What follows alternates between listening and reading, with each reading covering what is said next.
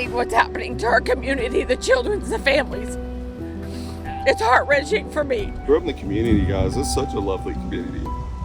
It just breaks your heart. Stories of survival. We sat in that tree for about an hour and a half, 2 hours. While loved ones wait for any news on those missing. If they had any way to get to a phone, we'd have heard from them by now. They would have already called. They're gone.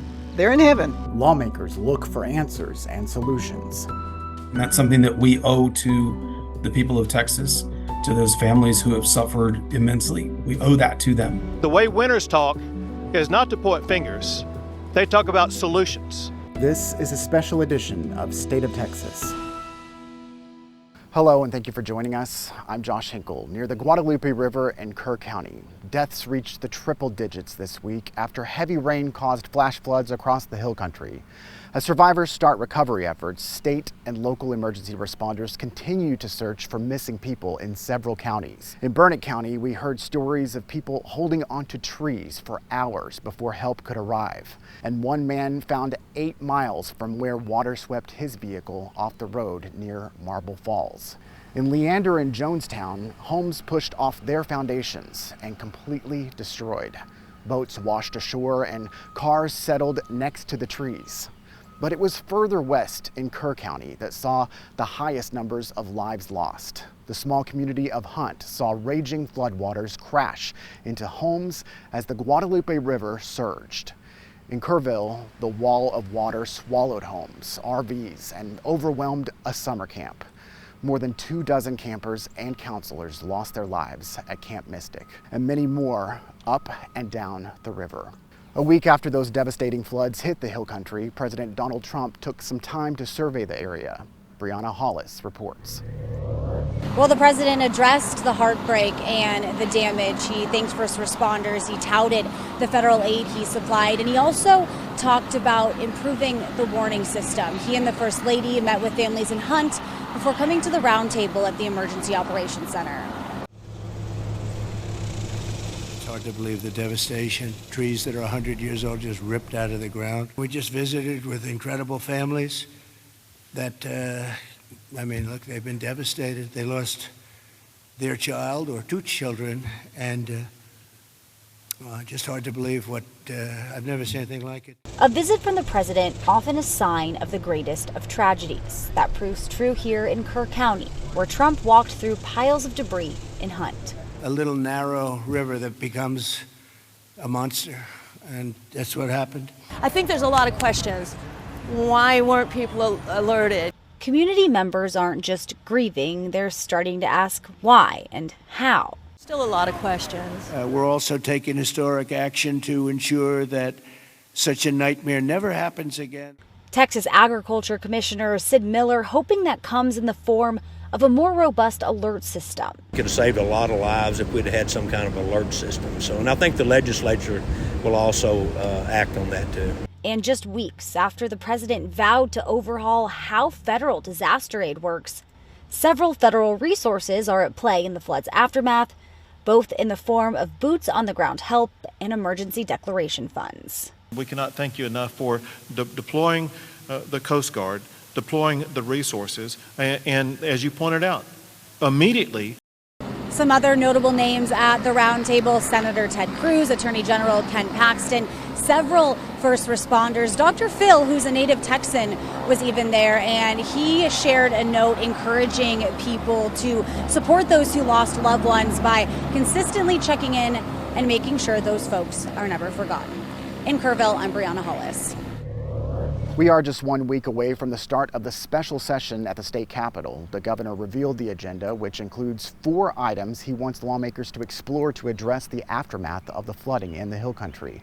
That includes legislation to improve early warning systems and other infrastructure, legislation to strengthen emergency communications and other response infrastructure, relief funding for response to and recovery from the storms, and legislation to evaluate and streamline rules and regulations to speed preparedness and recovery from natural disasters. Lieutenant Governor Dan Patrick and Speaker Dustin Burrows also announced the creation of select committees on disaster preparedness and flooding.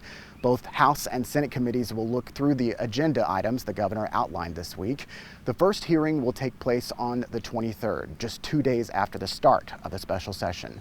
Each committee will have 9 members from both chambers. We want to make sure that when we end that session, we end it making sure these communities are better, more resilient, and have the resources that they need for the next chapter of their lives. Amid that legislative conversation, investigator Matt Grant has been following renewed attention on weather systems, including outdoor warning sirens. Thank you for joining us, Matt. Thanks for having me. So, do we have an idea of what lawmakers have planned for this special session exactly? Well, in addition to money for relief efforts, Governor Abbott announced that during the special session, which starts on July 21st, there will be legislation to strengthen emergency communications. That stems from a bill that we first told you about that was filed this past legislative session that did not pass, but it's getting some renewed attention now, in addition to improving early warning systems in flood-prone areas. That's likely to include warning sirens, which Kerr County, where we are right now, did not have. And as expected, as we talk about some of these solutions, things have gotten a little bit political. Many have pointed to cuts to the National Weather Service as evidence that President Trump had some sort of responsibility for the floods. What have you found? Well, the White House is strongly pushing back on that. They said that the National Weather Service did its job. We did find that there were 6 vacancies at the Austin-San Antonio office, but ultimately, Josh, the warnings did go out, and experts say it's up to local leaders and county officials to act on those warnings. This week, Democratic Congressman Lloyd Doggett sent a letter to the National Oceanic Atmospheric Administration. He listed 14 pointed questions that he wants answers to. Among those, did the cuts have any impact on the response? If so, how? We need that information. We need to know the impact of these cutbacks and hiring freezes, not just to find out the results of this disaster, but to prevent other disasters from occurring. And also he wanted to know about not just the cuts, but the communication between Kerr County officials and about communications, if any, with Camp Mystic officials and what guidance, if anything, was given. So he's looking for more detail about that. The mayor of Kerrville said that the day before the flooding on July 3rd, there was a phone call held by the Texas Division of Emergency Management with county judges and city mayors to talk about the forecast on July 4th. He says he was not invited to that call. I wasn't invited to the call. Maybe I'm not a local mayor, I can't tell. We've asked Tatum about that. So far, Josh, we've not heard back. And I know that there have been a lot of calls for some type of after-action review that's going to happen post all these flood recoveries, and that comes from the federal, state, and local leaders. So we'll have a lot more answers in the coming weeks for sure. We will. Thank you very much, Matt. To get better understanding of this historic flood, we have a radar time lapse of the storm. Widespread rain across the area, but it wasn't until here at 1:14 a.m. on July 4th when the National Weather Service issued a flash flood warning saying that it is life-threatening. At 3:35, the warning is extended. The U.S. Geological Survey gauge along the Guadalupe River showed the river reached already 6 feet above flood stage. At 4:03 a.m., a flash flood emergency was issued, indicating a more dire threat with rescues underway.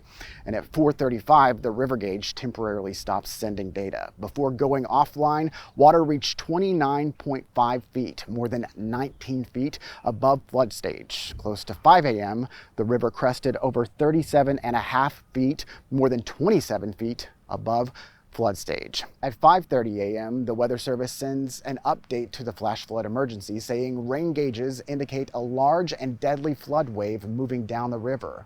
A gauge in Kerrville showed the Guadalupe has peaked at 34.29 feet, 25 feet above flood stage, the 3rd highest level ever in that location. New rounds of storms would continue to drop in the area, making it harder for crews saving lives. In all, almost a foot of rain fell. For perspective on the intensity of the flood in Kerr County, take a look at these before and after satellite images. The view from above shows the Guadalupe River banks full of green trees between a bridge and a dam. The aftermath shows how the water either flattened or swept the trees downstream. Images from MaxAR Technologies also show before and after from other locations in Kerrville and along the river. Thinking that there's a family suffering behind each of those pictures, really brings home the feeling of honoring the people that were lost. A week of heartbreak in Central Texas and the pain that lingers for those left behind. Coming up, the names, the faces, and the heroic final acts behind the tragedy. Welcome back. The number of victims of this storm keeps rising as rescue teams continue their search along the Guadalupe River. Investigator Kelly Wiley and digital data reporter Christopher Adams have been working to collect the names of those who were lost in this tragedy, and Kelly joins me now. Yeah, all week we've watched families search with the hope that their loved one might be holding on somewhere. And for many, that hope has so quickly turned into grief. More than 100 people, including dozens of children, are dead, according to state officials, and just as many are still missing.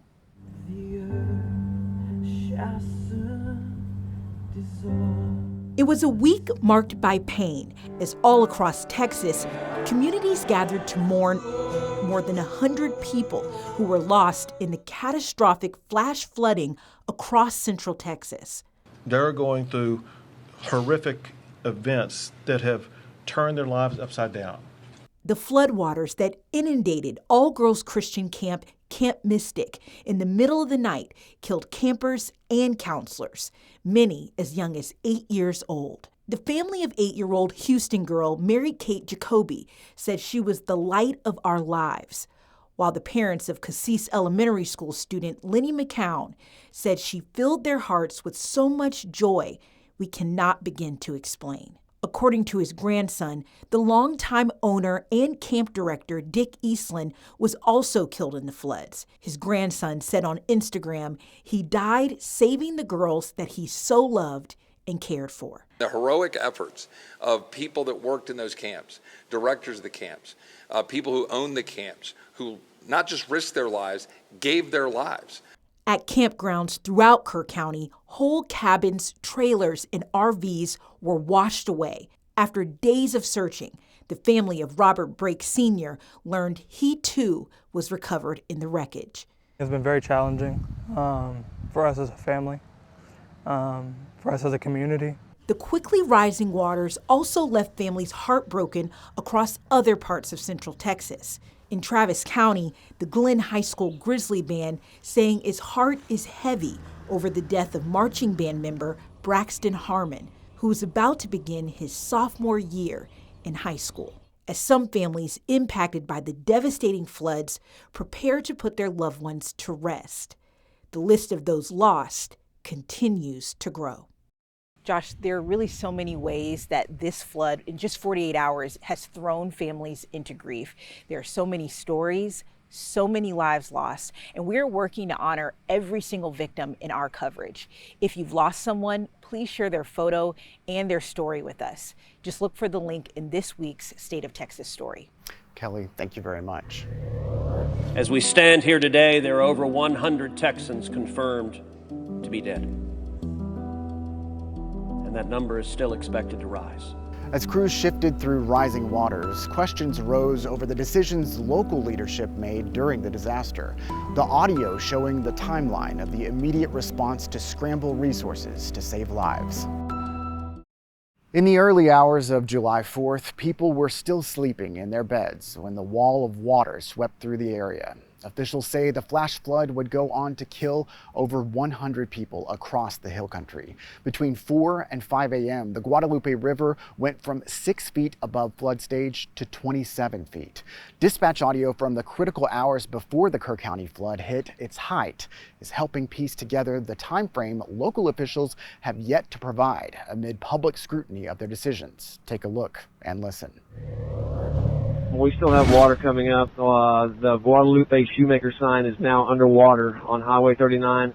Is there any way we can send a code red out to our Hunt residents asking them to find higher ground or stay home? We obtained this audio from a credible source of an Ingram volunteer firefighter calling a Kerr County sheriff dispatcher at 4:22 a.m. Friday. Code Red is a notification system some agencies use to send emergency alerts to subscribers' cell phones. We have to get that approved with our supervisor.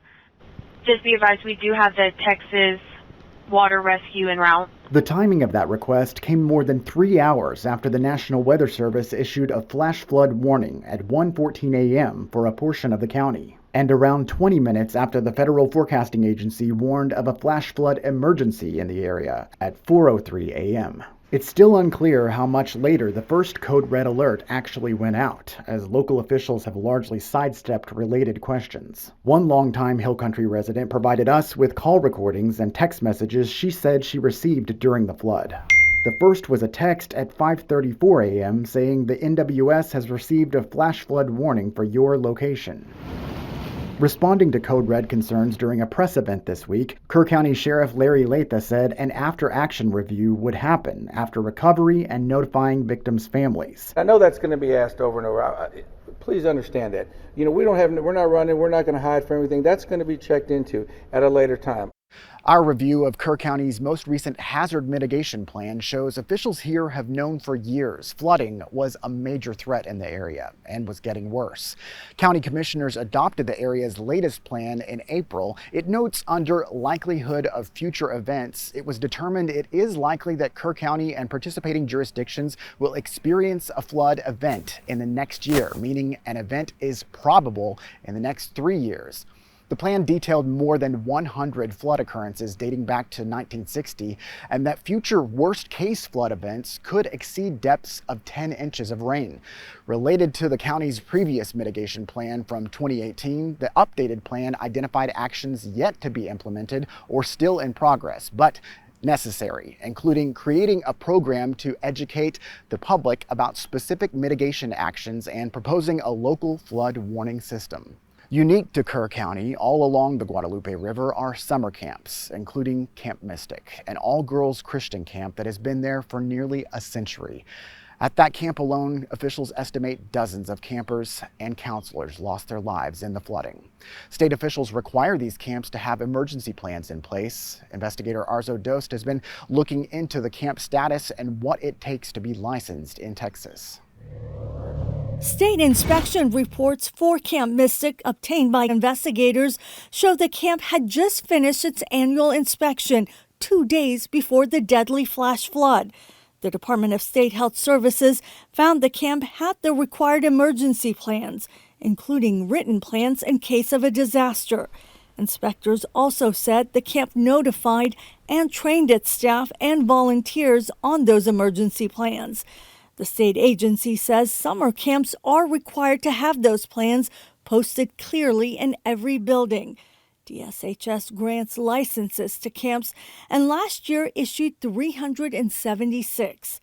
The state doesn't have copies of those emergency plans, but reviews the camp's plans on site during a yearly inspection. The written plans are required to include procedures for emergency shelter and for evacuation of each occupied building. The Texas Administrative Code spells some of this out and says the camp should have emergency phones available, but there is no mention of emergency radios in case of weather impacts to phone services. We're told campers must be instructed as to their actions in the event of a disaster or need to evacuate, and camp staff and volunteers must be made aware of procedures during trainings and briefings. Arzo Dost, State of Texas. We're Texas, so we take care of each other. Neighbors are supporting neighbors through unimaginable loss. The community stepping up to help rebuild. Welcome back. Before we end this broadcast, we want to take some time to show you stories from the community. And as you can see here in the background, even a week later, both professionals and volunteers are searching, still feeding, supplying, and housing people who've lost everything. Take a look from our team reporting across the Hill Country. So your name is Luna? Yes. How old are you, Luna? 9.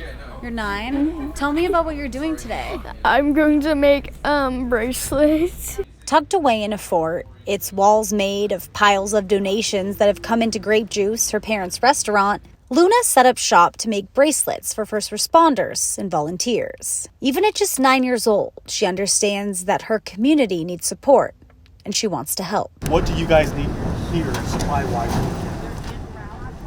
Anything and everything, really. Allie Blanchard grew up in Kerr County. She says the supplies here are going to rescue teams and those impacted by the storm. This is what I have. And she's also trying to find the owner of washed away memories. I know they're beat up and stuff, but they might mean something to somebody. Like total destruction. Volunteers out of Round Mountain Baptist Church worked to get water and supplies to those in their community without right now. For this volunteer, and so many others, this is personal. This man's friend lost his wife, son, and daughter. He used to drive them to school. This boy was really good. Sweet kid. His daughter was a sweetheart too. It's very important that we let people know that even though we don't understand why this is happening, that there is still hope. Well, of course, the first thing you see when you look at the Hunt store is that it's destroyed. But there are two specific things that I really want to point out. They rearranged the letters to spell out Hunt Strong, and someone came by to drop flowers off earlier. Everyone who we've spoken with out here today says the community has been absolutely phenomenal in their support. When you're on Facebook and you see devastation like this, or on social media and you see devastation like this, it's so easy to scroll past. But when it's in your own backyard, there is no scrolling past it. Despite the devastation here, neighbors helping neighbors as this community works to piece itself back together. And as the donations keep coming in, it doesn't matter if you have big gaps or spaces inside. Luna is hard at work doing her part. There are ways you can help. Just look for the link in this week's State of Texas story. Thank you again for joining us for this special edition of State of Texas. I'm Josh Hinkle. We'll be back next week to bring you an in-depth look at Texas politics.